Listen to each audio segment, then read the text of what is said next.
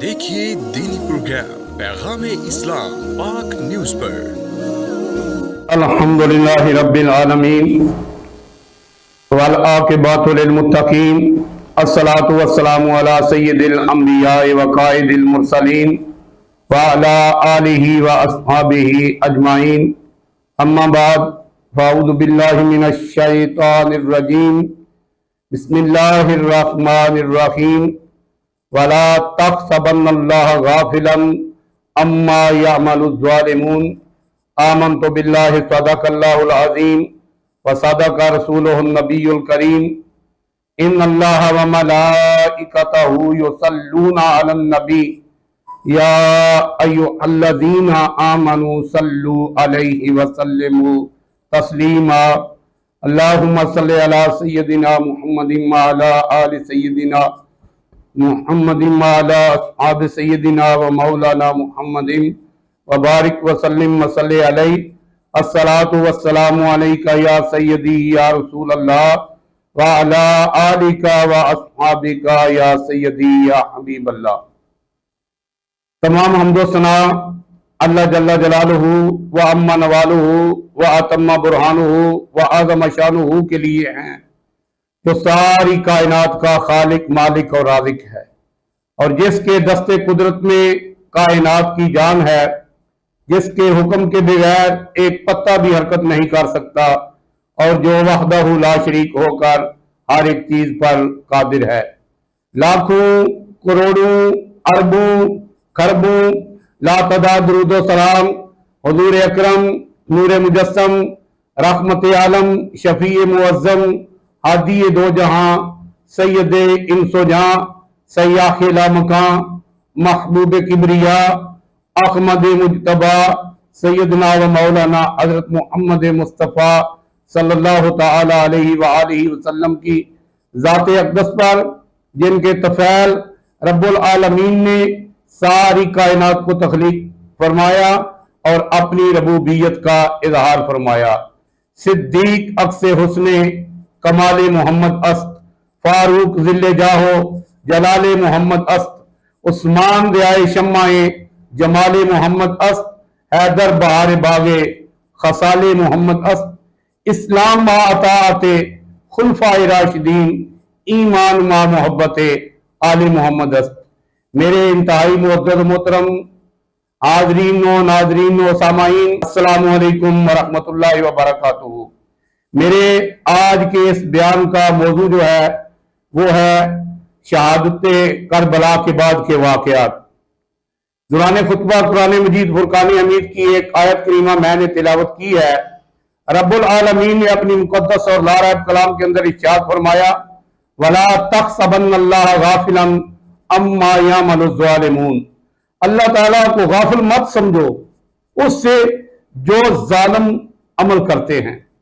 यानी करबला के अंदर जो जुल्म सितम की अंधेरी यजीदियों ने चलाई, अल्लाह तबारक व ताला उन यजीदियों को ये बात इरशाद फरमा रहा है कि ऐ बदबख्तो, ऐ जालिमो, इस अमल से अपने खालिक, मालिक, राज़िक और वहदहु ला शरीक को गाफिल मत समझो, बल्कि वो तो वो ज़ात है जो इन्नहु अलीमुम बिज़ातिस सुदूर, वो दिलों के भेद जानता है, और वो किसी को जब ढील देता है ना तो थोड़ी मुद्दत के लिए बिल्कुल होती है, लेकिन जब उसकी पकड़ होती है तो वो फरमाता है इन्ना बत्श रब्बिका लशदीद, कि तुम्हारे रब की पकड़ जो है वो बड़ी सख्त है, तुम्हारे रब की गिरफ्त बड़ी सख्त है। जब अल्लाह तबारक व तआला किसी पर गिरफ्त करता है तो फिर उसे कोई छुड़ा नहीं सकता। इसीलिए फरमाया इन्ना बादशाह रब्बिका लशदीद। और अल्लाह तबारक व तआला ने यजीदियों पर किस तरह गिरफ्त फरमाई, इससे पहले मैं आपको यौम अशूरा की फजीलत जो है वो सुनाकर अपने मौजू की तरफ आता हूं। यौम अशूरा 10 मुहर्रमुल हराम को कहते हैं, और ये वो दिन है जिस दिन नबी करीम रऊफ रहीम अलैहिस्सलाम ने इरशाद फरमाया कि अल्लाह तबारक व तआला ने 10 जलीलुल क़द्र अंबिया अलैहिमुस्सलाम पर अपने 10 मोजज़ात का इनाम अता फरमाया। इसी दिन हज़रत आदम अलैहिस्सलाम की तौबा कबूल हुई। اسی دن یعنی 10 محرم الحرام کو حضرت نوح علیہ السلام کی کشتی جودی پہاڑ پر ٹھہری۔ اسی دن سیدنا حضرت ادریس علیہ السلام آسمانوں پر اٹھائے گئے، اور اسی دن سیدنا حضرت ابراہیم خلیل اللہ علیہ السلام پر نار نمرود جو تھی وہ گلزار بنی، اور اسی دن حضرت موسیٰ علیہ السلام کو فرعون سے نجات ملی اور اللہ تبارک و تعالیٰ نے فرعون کو ہلاک کیا۔ اسی دن حضرت عیسیٰ علیہ السلام آسمانوں پر اٹھائے گئے۔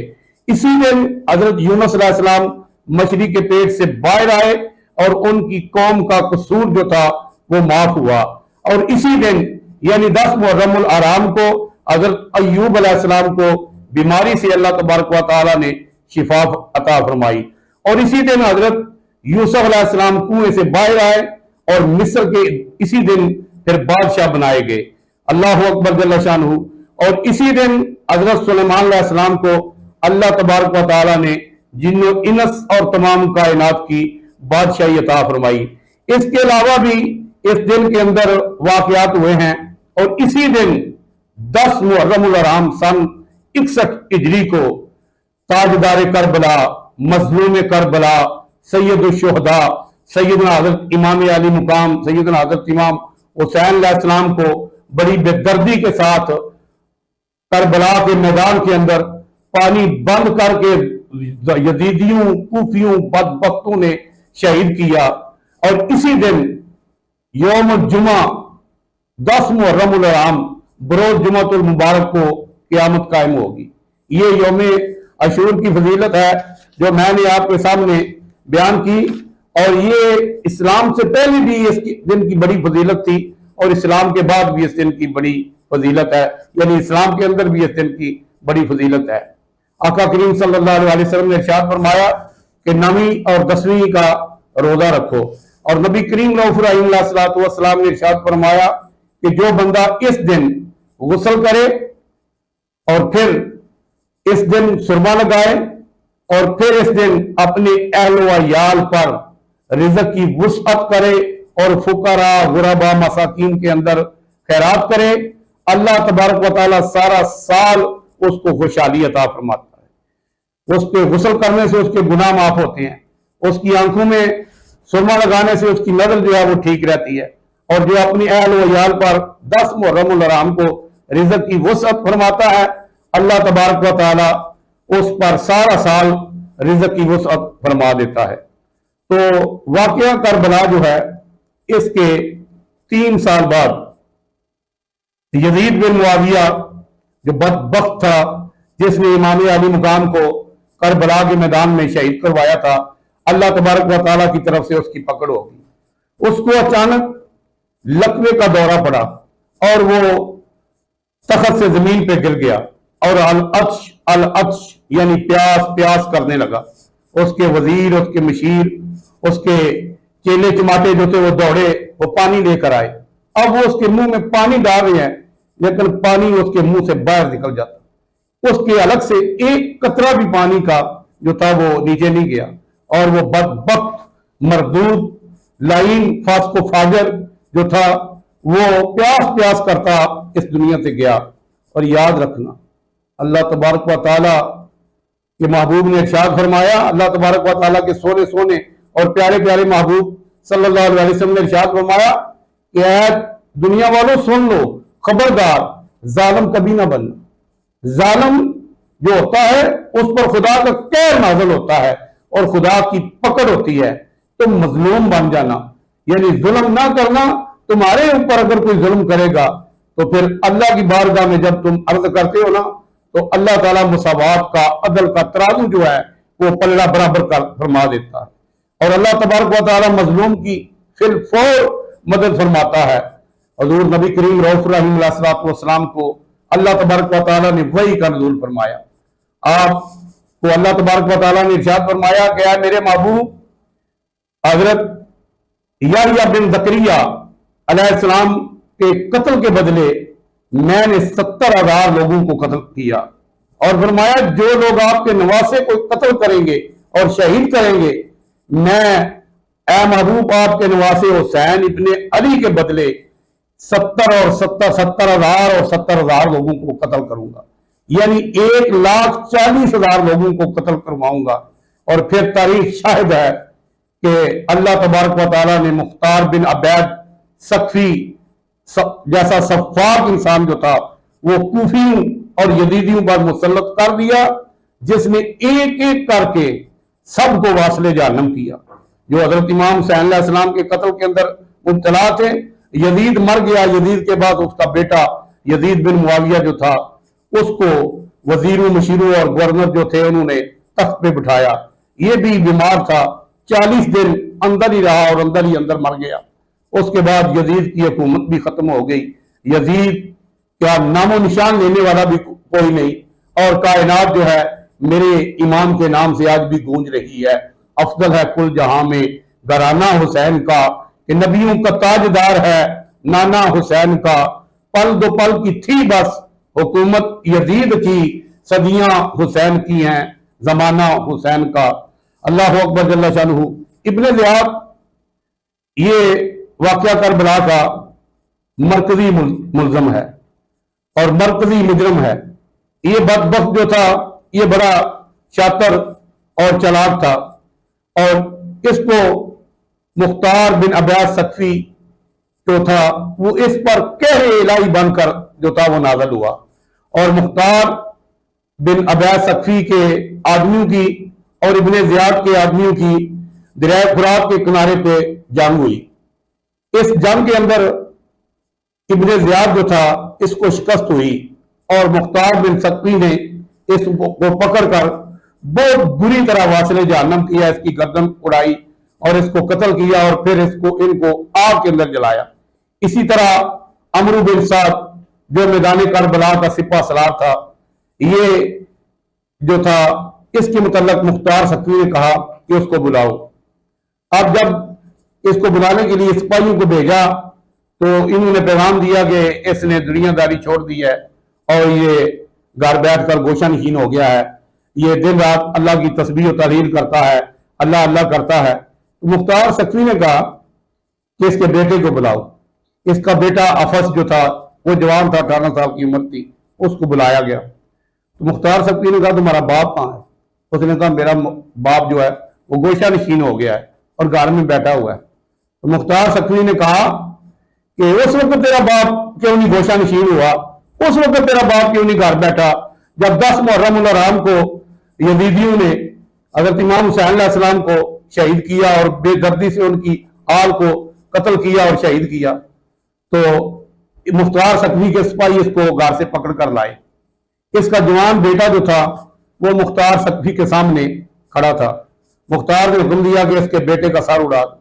اب یہ مختار ثقفی کے پاؤں پکڑنے لگا، منتیں کرنے لگا، واسطے دینے لگا۔ مختار ثقفی نے کہا جب تو نے جوان علی اکبر کو قتل کروایا تھا، قتل کیا تھا، شہید کروایا تھا، اس وقت تیرے دل میں رحم نہ آیا تھا؟ کیا تو بے خبر تھا کہ نواسہ رسول کی آل اولاد کو قتل کر کے شہید کر کے تو بچ جائے گا؟ مختار نے کہا اس کے بیٹے کو قتل کر۔ اس کی آنکھوں کے سامنے اس کے جوان بیٹے کو قتل کیا گیا، اور پھر مختار نے کہا کہ اس کے عمرو بن سعد کے بازو کاٹو۔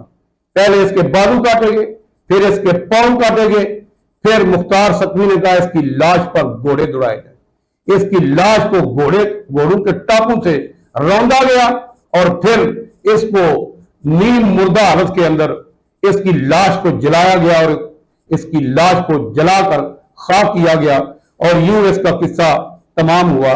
اس کے بعد شمر جو تھا اس کی باری آ گئی۔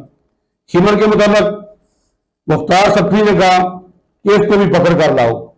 اس کو بھی پکڑ کر لایا گیا، اور یہ وہ بدبخت تھا جس نے حضرت امام علی مقام کا سر اقدس جسم اقدس سے جدا کیا تھا۔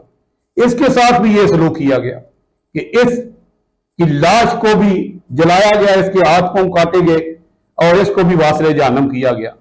اور اللہ تبارک و تعالیٰ ارشاد فرماتا ہے کہ میں وحدہ لا شریک ہوں، کائنات کے اندر کوئی میرا شریک نہیں ہے، اور میری شان یہ ہے ان اللہ علی کل شیء قدیر، میں اکیلا ہی ہر ایک چیز پر قدرت رکھتا ہوں، طاقت رکھتا ہوں۔ اللہ تبارک و تعالیٰ نے اس سے پہلے بھی جو نمرود فرعون گزرے ہیں ان کی بھی پکڑ فرمائی۔ نمرود جو تھا وہ ساری دنیا کا بادشاہ تھا، اب اللہ تبارک و تعالیٰ نے اس کی اور اس کی ساری حکومت کی بے یک وقت پکڑ کی اور اسے واصل جہنم کیا۔ اور فرعون یہ نمرود، اس کے دماغ کے اندر اللہ تبارک و تعالیٰ نے مچھر کو حکم دیا، مچھر چلا گیا، ناک میں سے گھس کر مچھر میں چلا گیا، اور یہ اپنے آپ کو خدا کہتا تھا۔ اور اس کی حالت یہ تھی کہ وہ جب مچھر اس کے دماغ میں ڈنگ مارتا لڑتا تو یہ لوگوں سے کہتا، اپنے وزراء سے کہتا کہ میرے سر کے اوپر جوتے مارو۔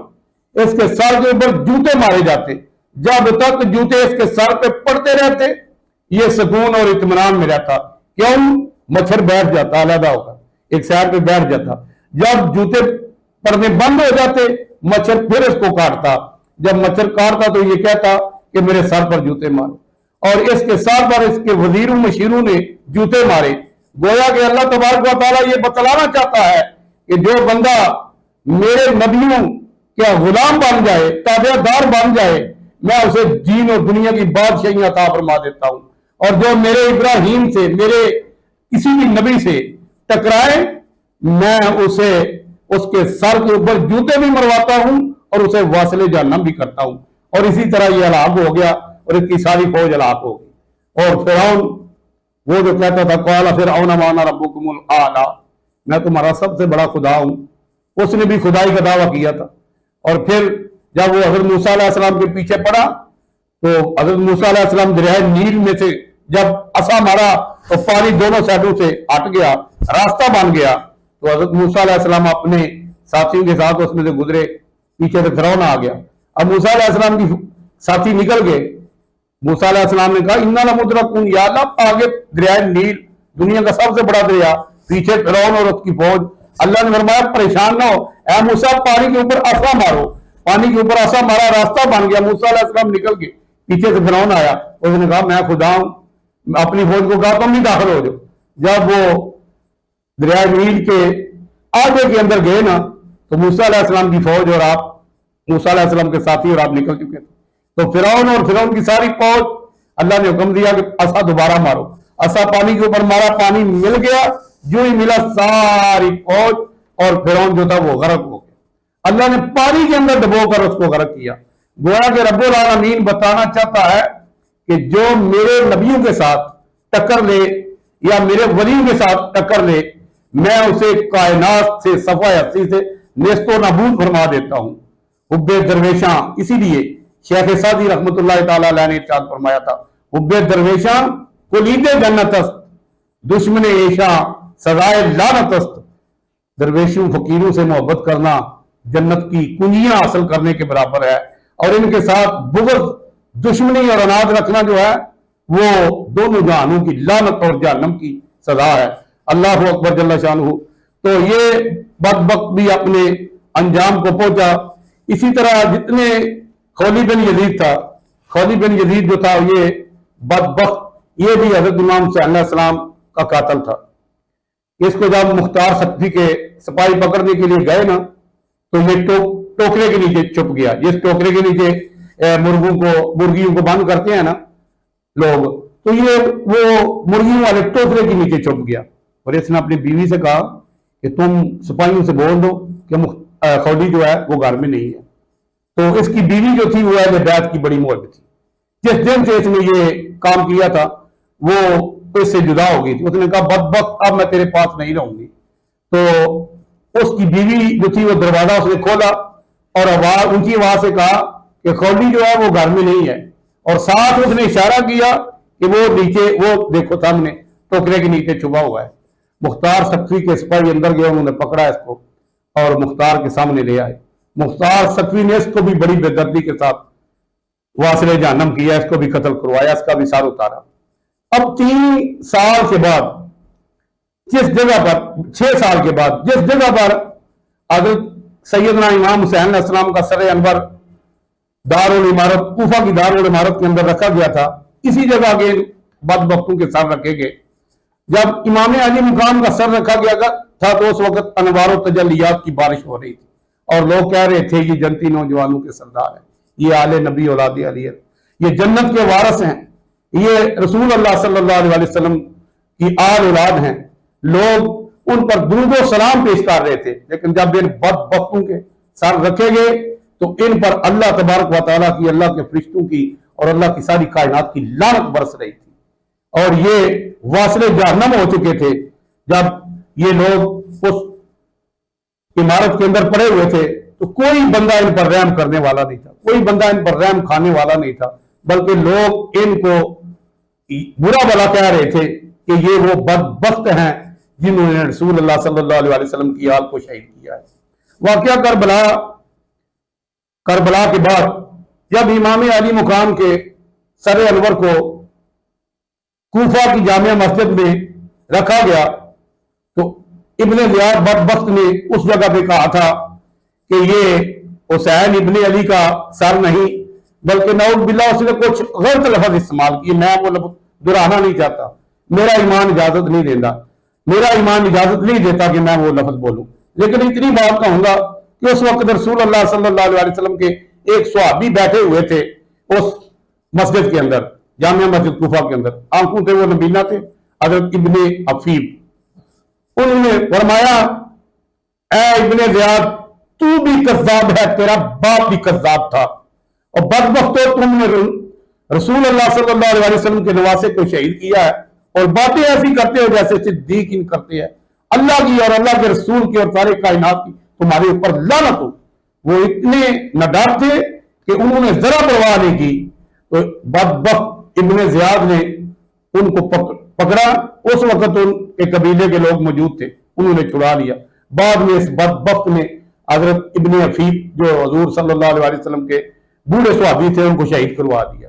اور جب یہ سر مبارک یزید کے پاس شام کے اندر پہنچا، بہت واقعات ہیں راستے کے، بہت سارے معجزات ہیں، بلکہ امام علی مقام کا سر مبارک سر اقدس جب انہوں نے نیزے کی نوک پہ چڑھایا تو انہوں نے کہا کہ ہماری فتح ہو گئی ہے، تو اللہ تبارک و تعالیٰ کے حکم سے امام علی مقام کے سر انور سے قرآن مجید پڑھنے کی آواز سنائی۔ امام علی مقام نے نیزے کی نوک پہ قرآن مجید فرقان حمید کی تلاوت فرمائی اور دنیا والوں نے اس تلاوت کو سنا۔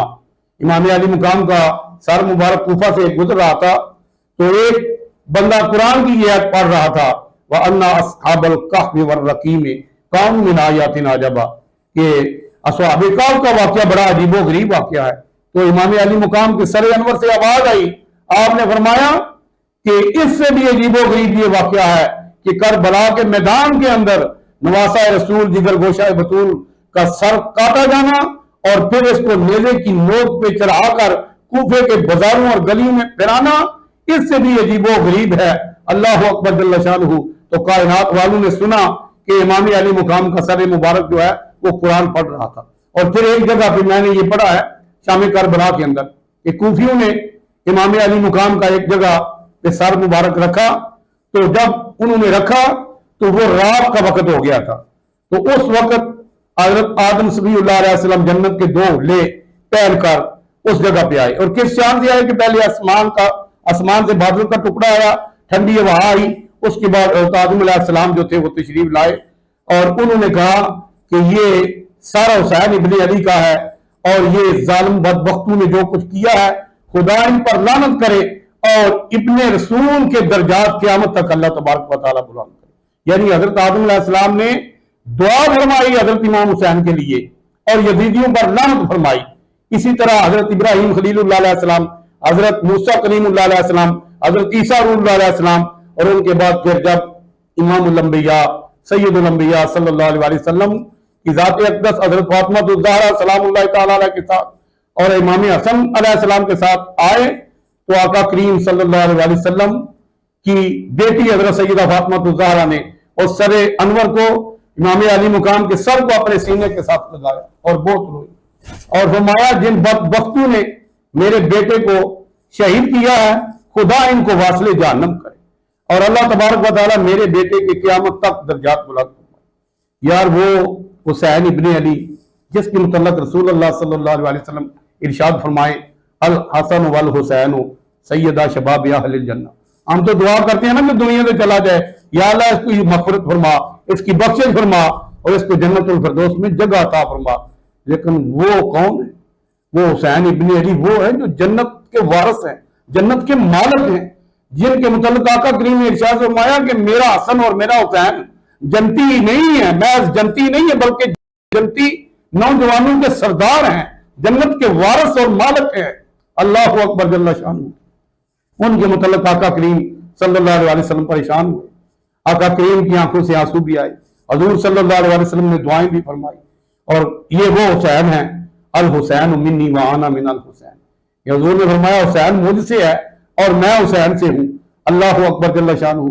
یہ حسین بڑی شانوں والے ہیں، یہ بڑے مقام والے ہیں، دنیا اور آخرت کے یہ مالک ہیں، لیکن اللہ تبارک و تعالیٰ کی طرف سے یہ ایک بہت بڑا امتحان تھا، اور امام علی مقام نے کربلا کے میدان کے اندر یہ امتحان دیا۔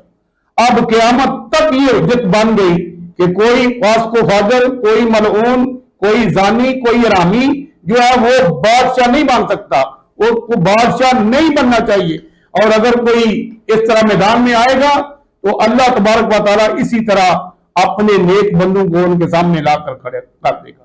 اگر اس وقت امام علی مقام یزید کے مقابلے میں نہ نکلتے، یزید کے سامنے نہ آتے، انہوں نے بلایا تھا کوفہ کے اندر 18,000 12,000 16,000 مختلف روایتیں ہیں، خطوط لکھے تھے، علماء فرماتے ہیں 3 بوریاں اس وقت زمانے کی خطوط جو ورقہ تھا 3 بوریاں ان کاغذوں سے بھر گئی تھی، اور امام علی مقام نے کربلا کے میدان میں ایک ایک کوفی کا نام لے کر فرمایا تھا، بدبختو تم نے مجھے یہ کہا تھا کہ اے امام علی مقام آپ آئیں کوفہ کے اندر، ہم یزید کی بیعت نہیں کریں گے۔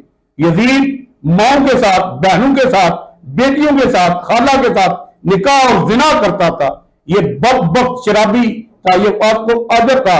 انہوں نے کہا ہم یزید کے عیب جانتے ہیں، یزید کو مکمل جانتے ہیں، یا رسول اللہ صلی اللہ علیہ وسلم، اے نواسہ ابن رسول، اے رسول اللہ صلی اللہ علیہ وسلم کے نواسے آپ تشریف لائیں، ہم آپ کی بیعت کریں گے۔ اور اس وقت پوری کائنات کے اندر امام علی مقام کی شان کا کوئی ایک بندہ بھی نہیں تھا، بڑے بڑے نیک لوگ موجود تھے، حضرت عبداللہ بن زبیر، حضرت عبداللہ بن عمر، لیکن امام علی مقام سب کے سردار تھے، امام علی مقام سب کے سردار تھے، لیکن میرے امام علی مقام نے کربلا کے میدان کے اندر اپنی آل کو، اپنی اولاد کو قربان کر دیا، لیکن اسلام کو بچا دیا، اسلام کو زندہ فرما دیا۔ اسی لیے سلطان الہند خواجہ خواجگان حضرت خواجہ معین الدین چشتی اجمیری رحمت اللہ تعالی علیہ کی روح تڑپی اور آپ نے قلم توڑ دیا۔ آپ فرماتے ہیں شاہ است حسین، بادشاہ است حسین، دین است حسین، دین پنا است حسین، سردار نداب دست در دست یزید، حقا کے بنا الہ است حسین، قتل حسین اصل میں مرگ یزید ہے، اسلام زندہ ہوتا ہے۔ ہر کربلا کے بعد اللہ تبارک و تعالی ہم سب کو سید الشہداء سیدنا امام حسین علیہ السلام کے نقش قدم پر چلنے کی توفیق عطا فرمائے، اور اللہ تبارک و تعالی قیامت تک میرے امام علی مقام کے درجات کو بلند فرمائے، آمین ثم آمین، وما علینا الا البلاغ المبین۔